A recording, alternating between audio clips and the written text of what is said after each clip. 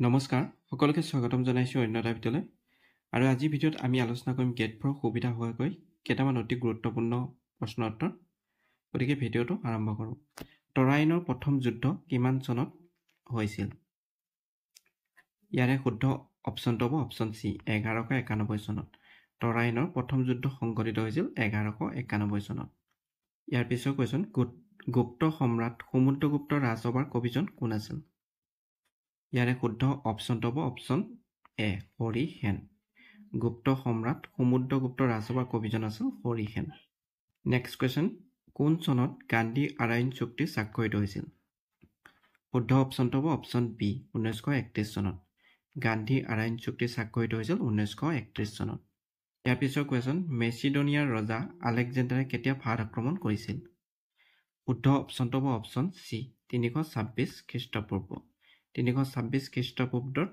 খ্ৰীষ্টপূৰ্বত মেচিডোনিয়াৰ ৰজা আলেকজেণ্ডাৰে ভাৰত আক্ৰমণ কৰিছিল ইয়াৰ পিছৰ কুৱেশ্যন ইণ্ডিকা গ্ৰন্থৰ ৰচক কোন শুদ্ধ অপশ্যনটো হ'ব অপশ্যন এ মেগাস্থেনিছ ইণ্ডিকা গ্ৰন্থৰ ৰচক হ'ল মেগাস্থেনিছ ইয়াৰ পিছৰ কুৱেশ্যন এটা কাবাডী দলত কিমানজন খেলুৱৈ থাকে কি সুধিছে এটা কাবাডী দলত কিমানজন খেলুৱৈ থাকে শুদ্ধ অপশ্যনটো হ'ব অপশ্যন বি 7জন এটা কাবাডী দলত 7জন খেলুৱৈ থাকে নেক্সট কুৱেশ্যন মহাবোধি মন্দিৰ কোনখন ৰাজ্যত অৱস্থিত ইয়াৰে শুদ্ধ অপশ্যনটো হ'ব অপশ্যন এ বিহাৰ মহাবোধি মন্দিৰ বিহাৰ ৰাজ্যত অৱস্থিত নেক্সট কুৱেশ্যন তলৰ কোনখন ৰাজস্থান ৰাজ্যত অৱস্থিত ইয়াৰে শুদ্ধ অপশ্যনটো হ'ব অপশ্যন চি সৰিস্কা বন্যপ্ৰাণী অভয়াৰণ্য সৰিস্কা বন্যপ্ৰাণী অভয়াৰণ্যখন ৰাজস্থানত অৱস্থিত নেক্সট কুৱেশ্যন আমাৰ লালতীত থকা উৎসেচকবিধ হ'ল কি সুধিছে আমাৰ লালতীত থকা উৎসেচকবিধৰ নাম সুধিছে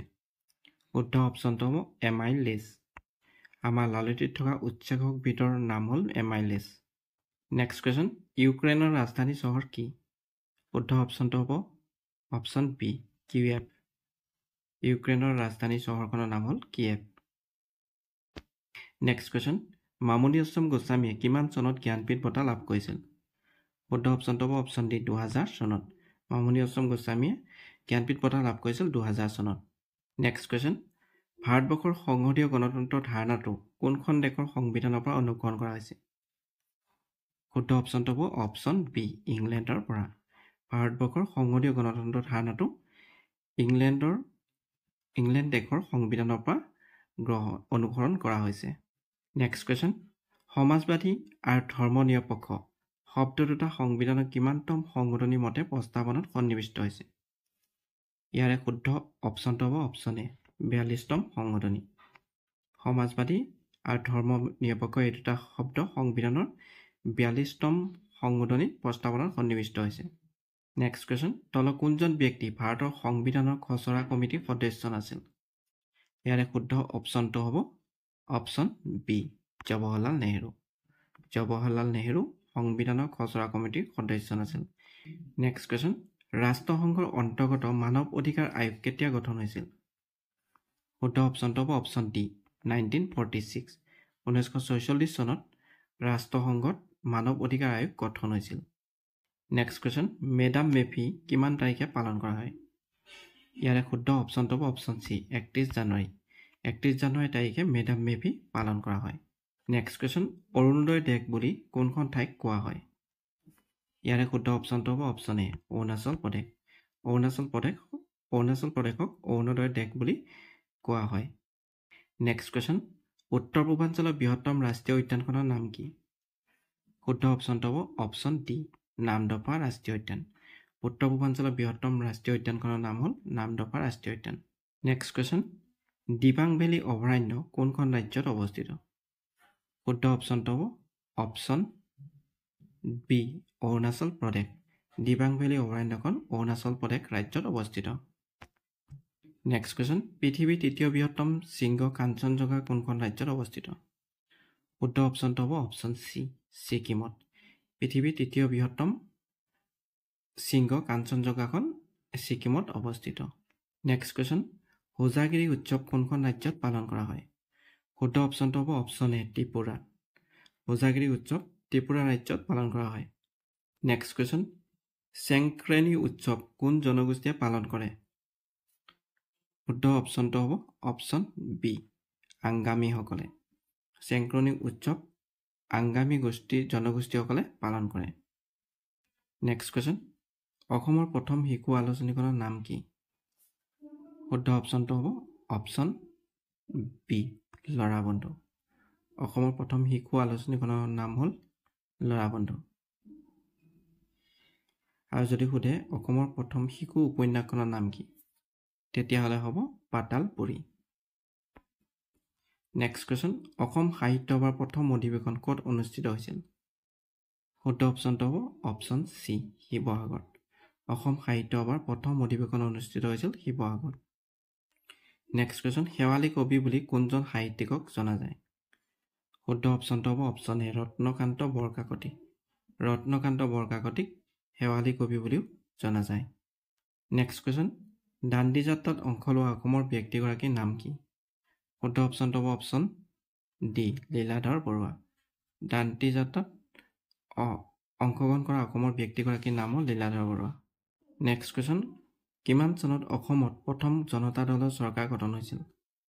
শুদ্ধ অপশ্যনটো হ'ব অপশ্যন চি 1978 চনত। 1978 চনত অসমত প্ৰথম জনতা দলৰ চৰকাৰ গঠন হৈছিল। নেক্সট কুৱেশ্যন, বিধানসভাৰ অধ্যক্ষক কোনে নিৰ্বাচন কৰে? শুদ্ধ অপশ্যনটো হ'ব অপশ্যন চি বিধানসভাৰ সদস্যসকলে।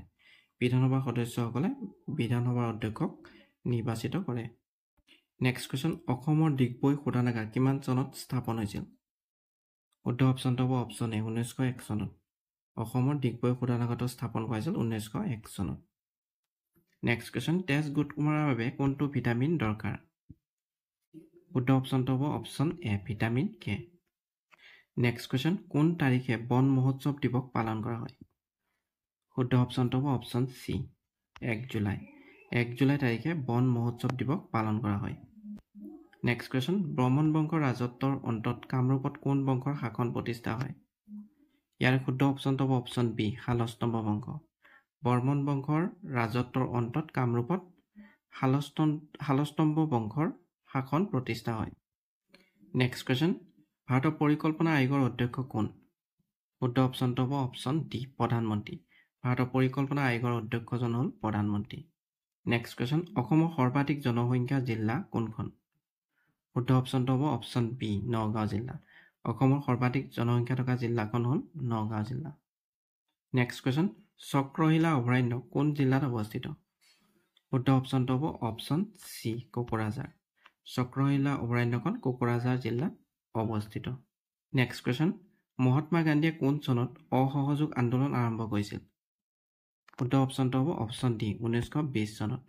মহাত্মা গান্ধীয়ে অসহযোগ আন্দোলন আৰম্ভ কৰিছিল 1920 চনত। নেক্সট কুৱেশ্যন, অৰ্থশাস্ত্ৰৰ ৰচক চাণক্য কোনগৰাকী সম্ৰাটৰ ৰাজদৰবাৰৰ মন্ত্ৰী আছিল? শুদ্ধ অপশ্যনটো হ'ব অপশ্যন বি চন্দ্ৰগুপ্ত মৌৰ্য। অৰ্থশাস্ত্ৰৰ ৰচক চাণক্য চন্দ্ৰগুপ্ত মৌৰ্যৰ ৰাজদৰবাৰৰ মন্ত্ৰী আছিল। নেক্সট কুৱেশ্যন, তলৰ কোনখন ৰাজ্যত উপকূলীয় অঞ্চলৰ পৰিমাণ সৰ্বাধিক? শুদ্ধ অপশ্যনটো হ'ব অপশ্যন বি গুজৰাট। গুজৰাটত উপকূলীয় অঞ্চলৰ পৰিমাণ সৰ্বাধিক।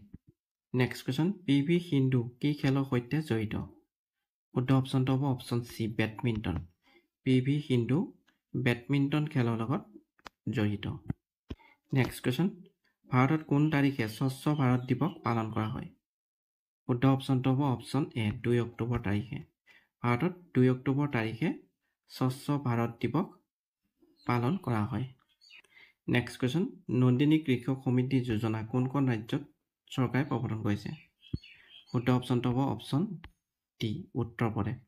নন্দিনী কৃষক সমৃদ্ধি যোজনা উত্তৰ প্ৰদেশ ৰাজ্য চৰকাৰে প্ৰৱৰ্তন কৰিছে। নেক্সট কুৱেশ্যন, ডক্টৰ ভৱেন্দ্ৰনাথ শইকীয়াৰ সাহিত্য অকাডেমী বঁটা পোৱা পুথিখনৰ নাম কি? শুদ্ধ অপশ্যনটো হ'ব অপশ্যন বি শৃংখল। শৃংখলৰ বাবে ডক্টৰ ভৱেন্দ্ৰনাথ শইকীয়াই সাহিত্য অকাডেমী বঁটা লাভ কৰিছিল। নেক্সট কুৱেশ্যন, আৰ্দ্ৰতা কি সঁজুলিৰে জোখা হয়? শুদ্ধ অপশ্যনটো হ'ব অপশ্যন এ হাইগ্ৰমিটাৰ। আৰ্দ্ৰতা জোখা সঁজুলিবিধৰ নাম হ'ল হাইগ্ৰমিটাৰ। নেক্সট কুৱেশ্যন, কৃত্ৰিম উপগ্ৰহত পৰিভ্ৰমণ কৰা প্ৰথমজন মহাকাশচাৰী কোন আছিল? শুদ্ধ অপশ্যনটো হ'ব অপশ্যন বি ইউৰি গাগেৰিন। কৃত্ৰিম উপগ্ৰহত পৰিভ্ৰমণ কৰা প্ৰথমজন মহাকাশচাৰী আছিল ইউৰি গাগেৰিন। নেক্সট কুৱেশ্যন, জ্ঞানপীঠ বঁটা বিজয়ী প্ৰথম অসমীয়া পুথিখনৰ নাম কি? শুদ্ধ অপশ্যনটো হ'ব অপশ্যন বি মৃত্যুঞ্জয়। জ্ঞানপীঠ বঁটা বিজয়ী প্ৰথম অসমীয়া পুথিখনৰ নাম হ'ল মৃত্যুঞ্জয়। নেক্সট কুৱেশ্যন, ভাষা আন্দোলনৰ প্ৰথম শ্বহীদ কোন আছিল? শুদ্ধ অপশ্যনটো হ'ব অপশ্যন এ ৰঞ্জিত বৰপূজাৰী। ভাষা আন্দোলনৰ প্ৰথম শ্বহীদজন আছিল ৰঞ্জিত বৰপূজাৰী। নেক্সট কুৱেশ্যন, অসমৰ স্বীকৃতিপ্ৰাপ্ত প্ৰথমটো আঞ্চলিক দলৰ নাম কি? শুদ্ধ অপশ্যনটো হ'ব অপশ্যন চি অসম গণ পৰিষদ। অসমৰ স্বীকৃতিপ্ৰাপ্ত প্ৰথমটো আঞ্চলিক দলৰ নাম হ'ল অসম গণ পৰিষদ। নেক্সট কুৱেশ্যন, BTATৰ মুখ্য কাৰ্যালয় ক'ত অৱস্থিত? শুদ্ধ অপশ্যনটো হ'ব অপশ্যন বি কোকৰাঝাৰ জিলাত। BTATৰ মুখ্য কাৰ্যালয় কোকৰাঝাৰত অৱস্থিত। নেক্সট কুৱেশ্যন, অসমত প্ৰথমবাৰৰ বাবে খাৰুৱা তেলৰ সন্ধান পোৱা নৈখনৰ নাম কি? শুদ্ধ অপশ্যনটো হ'ব অপশ্যন ডি বুঢ়ীদিহিং। অসমত প্ৰথমবাৰৰ বাবে খাৰুৱা তেলৰ সন্ধান পোৱা নৈখনৰ নাম হ'ল বুঢ়ীদিহিং। নেক্সট কুৱেশ্যন, অসমৰ আটাইতকৈ পুৰণি তেল শোধনাগাৰটোৰ নাম কি? শুদ্ধ অপশ্যনটো হ'ব অপশ্যন এ ডিগবৈ। অসমৰ আটাইতকৈ পুৰণি তেল শোধনাগাৰটোৰ নাম হ'ল ডিগবৈ। নেক্সট কুৱেশ্যন, কিমান চনত ভাৰতত বিমুদ্ৰাকৰণৰ সিদ্ধান্ত লোৱা হৈছিল? শুদ্ধ অপশ্যনটো হ'ব অপশ্যন চি 2016 চন। 2016 চনত ভাৰতত বিমুদ্ৰাকৰণৰ সিদ্ধান্ত লোৱা হৈছিল। নেক্সট কুৱেশ্যন, ভাৰতত কোনে মোগল সাম্ৰাজ্য স্থাপন কৰিছিল? শুদ্ধ অপশ্যনটো হ'ব অপশ্যন এ বাবৰে। ভাৰতত মোগল সাম্ৰাজ্য স্থাপন কৰিছিল বাবৰে। নেক্সট কুৱেশ্যন, সৌৰজগতৰ আটাইতকৈ সৰু গ্ৰহ কোনটো? শুদ্ধ অপশ্যনটো হ'ব অপশ্যন চি বুধ গ্ৰহ। সৌৰজগতৰ আটাইতকৈ সৰু গ্ৰহটোৰ নাম হ'ল বুধ গ্ৰহ। নেক্সট কুৱেশ্যন, ভাৰত ত্যাগ আন্দোলন কোন চনত হৈছিল? শুদ্ধ অপশ্যনটো হ'ব অপশ্যন এ 1942 চনত। ভাৰত ত্যাগ আন্দোলন হৈছিল 1942 চনত।